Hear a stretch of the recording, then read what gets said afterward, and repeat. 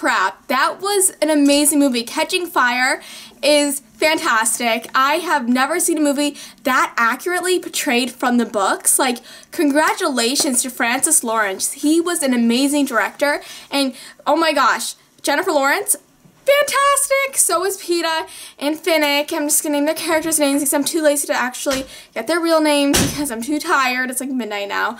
But oh my gosh, and Joanna, she's not my favorite character in that movie. Well, I still love Katniss, but Joanna was amazing in that movie. She was hilarious, and she was so, like, Joanna and badass. Congratulations to this movie. I am so happy about how this turned out. It was so worth the 1.5 year wait after the Hunger Games. I've been waiting for this movie since the Hunger Games movie was announced that they were going to be making one in like 2008 or 2009, sometimes around there. So seeing this actually come to life is amazing. I cannot wait for Mockingjay Part 1. I'll be getting back to you guys with my full summary and reaction video later on, but right now I'm just too tired to actually process my emotions. But let's just say there's lots of squealing at the end of the movie. Francesca can account for that. Tons of squealing. Tons. I'm a Katniss Braden right now. District 12 shirt. So I'll be getting back to you guys later with my full reaction video, and I cannot wait to share it with you guys. See you soon. Okay, so since Catching Fire that I saw last week, I've seen it another 2-3 more times. Because I just cannot get enough of that movie. Seriously, if you've seen it, you would know. Catching Fire is a fast-paced, exact replica of the books. I'm just gonna jump right into the movie review because, wow, there's a lot to get through. So Catching Fire opens up with Katniss and Gale, and they're hunting in the woods, and right when Katniss is about to shoot the turkey, she has PTSD, of course, from the Hunger Games, and she freaks out because she thinks she shot Marvel. She already shot Marvel in the Hunger Games, if we remember that, and that scene was so intense, and it just shows how well of an actress Jennifer Lawrence really is. It took me 3 times to actually understand that scene because, first of all, I thought it was a little bit overacted, but it actually wasn't, really. It took me 2 more times to notice that this is how you would react if you had extreme PTSD. If you were put into a game that made you kill people. Wow, that was just an intense scene, and I loved it. Katniss and Gale's relationship really was boosted up in this movie because, honestly, I wasn't that fond of Gale in the books, and it turns out that I actually like him in the movies more than I liked him in the book. The chemistry between Gale and Katniss isn't as prominent as it is between PETA and Katniss. You really see that when they kiss. My friend brought it up in the movie. When she saw it, she's like, yeah, you know what, the relationship between the two really differed. There's a huge difference from Hunger Games to Catching Fire, and that's the director. The director is absolutely fantastic. The director is Francis Lawrence. I really like the way he did this movie. He did it less shakily. Like, the camera was more positioned straight on, and it wasn't like running with Katniss when she was running, and it wasn't like shaky. That was one of the biggest problems in the first movie, was how crazily active the camera was compared to the people in the movie. So the victory tour, that was amazing. Honestly, when I saw Katniss and PETA acting, it was very robotic and very forced because Katniss and PETA didn't want to say the things that were on the cards. So when they went to District 11 and they took away the cards and they gave them the money, that was literally just so true to the books because that's exactly how it happened. I like the acting that they did at the beginning of the movie compared to the end because it shows the relationship between Katniss and PETA becoming better and becoming more real throughout the course of the movie when they could have just rushed it or could have made it less than it really was. It was not forced and it was not pushed, so I love that. So when PETA first comes into the movie, they're all in Haymitch's house, and that scene is dead on and perfect, like Katniss throwing the water over Haymitch's head, and Haymitch is like, ah!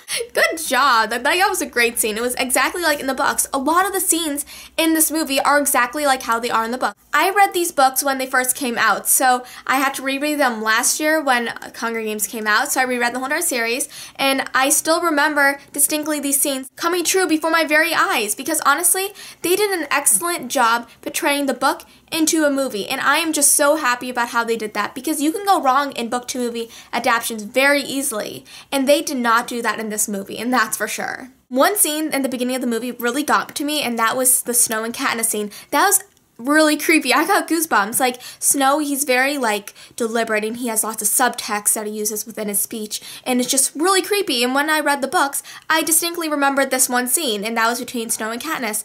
And oh my gosh, they even had the cookies down to that correct. And oh, it was so intense, and I just was shocked. Like, what I noticed, that scene could have been a little bit shorter, but honestly, you can't cut it off without leaving stuff out. And when he mentioned District 13, I'm like, oh shoot, stuff is gonna go down. The victory tour was very well thought out. Like, when they first went to District 11, they really got the, like, feel of District 11 down, like, the big Great Walls, the high security. It's really intense and really locked down. And when Candace and Peeta give the money to the two families of Rue and Thresh, I was crying. Like, literally, that was so sad. So when Candace says her speech without the cards, and all the crowd goes like, and then the old man, he gets shot. Oh my gosh. And Candace's reaction, that was amazingly acted out. Like, oh my gosh, that was amazing. Like, her acting is dead on. And I love how they got taken up to the attic, because that was exactly like in the book. That just really shows how much chemistry the cast has together and how accurately they can portray this book. One of my favorite characters in this movie is actually Effie, because Effie, really, her character growth throughout the two movies so far has been great. Like, Effie in the first movie, she's really vain and really just like, yay, Hunger Games. And this one, she cries like almost every scene because she sees how tough this is for the two tributes to go through. And it was just so moving to see Effie like actually break down, because she's so put together a lot of the time.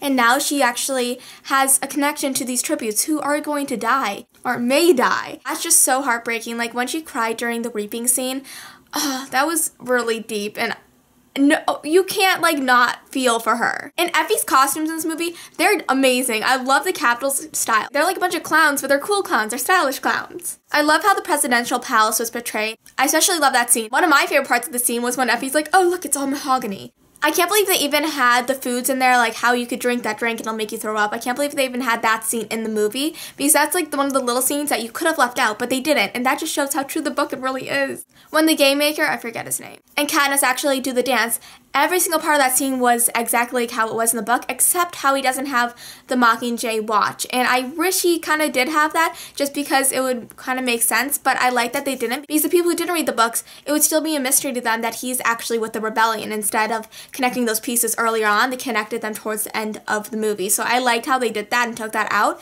just for more suspense and more mystery. During the next reaping scene for the 75th Hunger Games, the Quarter Quell. So when they find out that they're going back into the games, their faces are priceless. Like Katniss and Peeta, they are just like blank face, and then all of a sudden they go into total emotion like, holy crap, what's going to happen? Like, this is not possible, because they're supposed to be out of the games. This is not supposed to happen again.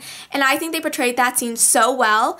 That's how any of us would react if we were going to go back into the Hunger Games, because we would already be so traumatized as it is, and going back to it, like, oh my gosh, like, crazy. Oh my gosh, Sam Claflin is Finnick. He's amazing. A lot of people were like judging his casting, and I have no clue why they would have done that, because he's perfect. He's exactly how Finnick is supposed to be. One of my all-time favorite scenes in this movie is when they're going on the chariot ride and they show their outfits. Like, their outfits, their costumes in this movie are amazing. Like, oh my gosh, I love how they were burning coal. The costume designer for this movie is absolutely genius. Like, that was amazing costume creation. I felt empowered just watching them. Another one of my favorite scenes is the elevator scene where Joanna comes in, and oh my gosh, that was so funny. Katniss's face in that was priceless. That was hilarious. It just shows who Joanna is as a character, and it'll show how different she's going to be once she comes back from the Capitol. One of the scenes that you cannot not cry with is when Sinai gets killed, and he's not actually killed, I think, when he's in the training center still, but still, it's like, oh my god, that was intense emotion there. Like, when Katniss, she sees him getting beat up, and then she has to just go up into arena. Like, how awful is the Capitol to do that? Get her traumatized even more than she already is right before she goes into the Hunger Games. They probably just wanted to kill her off like that, but Katniss is strong, and you cannot do that, Capitol. She's gonna beat you up. Throughout the games, all the things that happen every hour are dead on. Like, the fog, oh my gosh, literally I flinched when I saw how badly Katniss was hurting, because honestly, you don't expect fog to do that to your hand. And oh my gosh, I thought I was actually going to cry more when Mags died, but it turns out her death was so fast that you couldn't actually process it, because all of a sudden then they need to get Peeta up and out, and they had to save themselves, and it was so fast-paced. And I loved it. Also, the Mutts in the 25th Hunger Games were the monkeys, and the monkeys were so creepy. Can we just talk about the scene where Peeta hits the force field? I love that scene. It was so good, and it just shows how well and how much chemistry Peeta and Katniss have, because literally, when Stone's daughter is like, I want to love someone that much when I'm older, Grandpa, I'm like, she's the biggest Everlark shipper ever. But the emotion in that scene, like, I was bawling by that time. I cried so many times in this movie. We all understand, we're all fangirls, and if you didn't cry in this movie and you love this book series, what's wrong with you? So also, going with the Everlark theme right now, the beach scene, that kiss was amazing. It better win some People's Choice Awards, better win the Teen Choice Awards, because that kiss was amazing. I want to be Katniss. Woo, Peeta. I love Josh Hutcherson. I can't believe how well of an actor he is in this movie. He was a good actor in the last movie, but literally everybody's acting skills really boosted up from the last movie, and I love seeing that.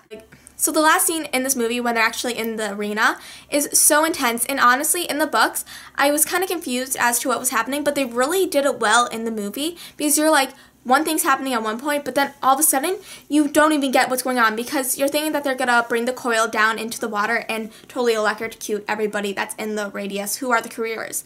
But instead, the careers ruin that and sabotage it, and the whole entire mission technically goes berserk. When Joanna hit Katniss over the head, I was like, wait, Joanna, what are you doing? Because I totally forgot about that, and I totally forgot that she took the chip out of Katniss's arm. And if I didn't read the books, I would have think that Joanna was bad and actually was against them. But she was actually saving Katniss so she could go onto the hovercraft to District 13 with the rebellion. So she wouldn't be tracked, because that would be kind of bad. So when Katniss goes and ties the coil to the arrow and shoots it up into the arena, oh my gosh, I did not expect the arena to actually come down, because I didn't know what to expect with the arena, but I didn't expect it to be a legit dome that has like wiring and just metal all over it, and is actually just like honestly a projection. It actually is though, and it was crazy because I did not expect that whatsoever. So when Katniss like gets electrocuted, she gets thrown back, and then she's like laying there and everything's going on around her, and it's really just like serene in a way, and I love that because it was very, I don't know, you didn't know what to expect next. And when the hovercraft comes down, like, everything's in slow-mo, it seems like. And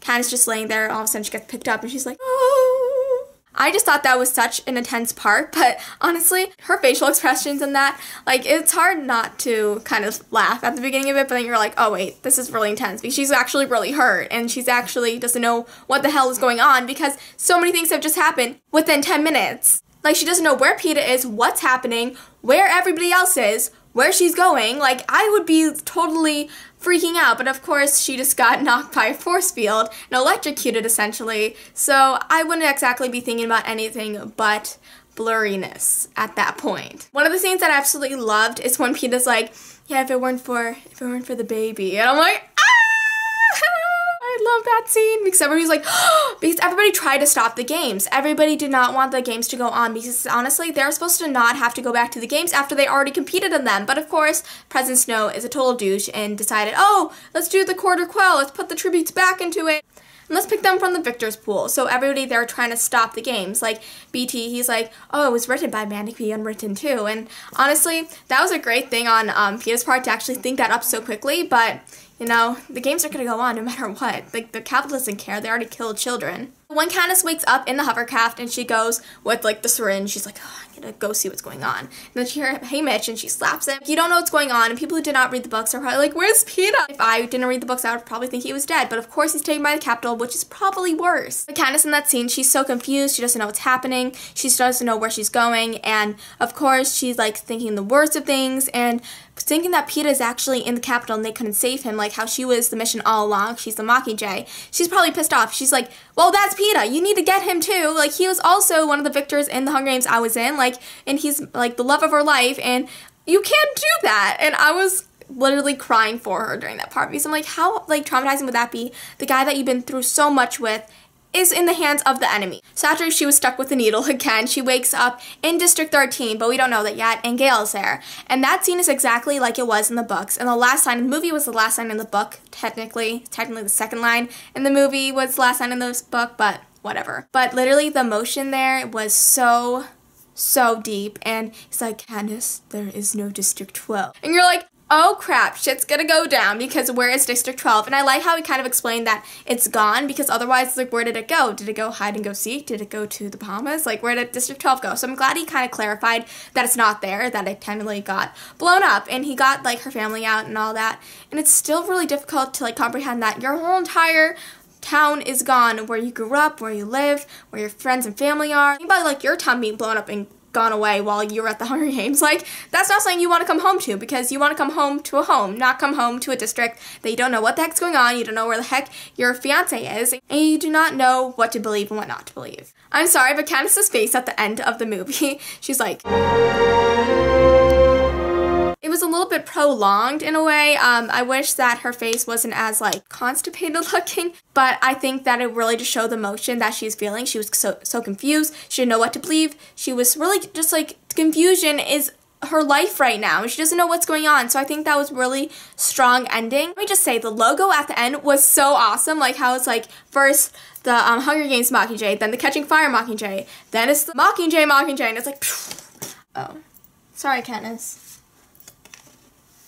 That was really cool. So seeing this movie so accurately portrayed from the books and was amazing, especially since this was my favorite book out of the trilogy. That was so amazing to see, and literally it felt like the book was coming to life in images right before my eyes, and I love seeing that because you do not see it enough in book to movie adaptations these days. So I absolutely adored Catching Fire, and I cannot wait for Mockingjay Part 1. I'm kind of really happy that they filmed it right after Catching Fire, so we'll get it soon, kind of in the next year though, but sooner than we got Catching Fire, so woo! I actually really like that they split Mockingjay into 2 parts because Mockingjay has a lot of stuff in it, and to have all that stuff in one movie would be super confusing like the book was. The book was very like, this happened, then this happened, then this happened, then this happened, and you did not get enough time to actually have a breather. So I'm actually glad that they split off into 2 parts, so you will get time to breathe when you're watching the movie, because you get more time to contemplate what's happening, think about what may happen in the future, think about what happened in the past, and I really like that. So thank you guys for watching my Catching Fire movie review. I hope you enjoyed it, and I hope you guys love Catching Fire as much as I did. I give it a 10 out of 10 for a movie adaptation,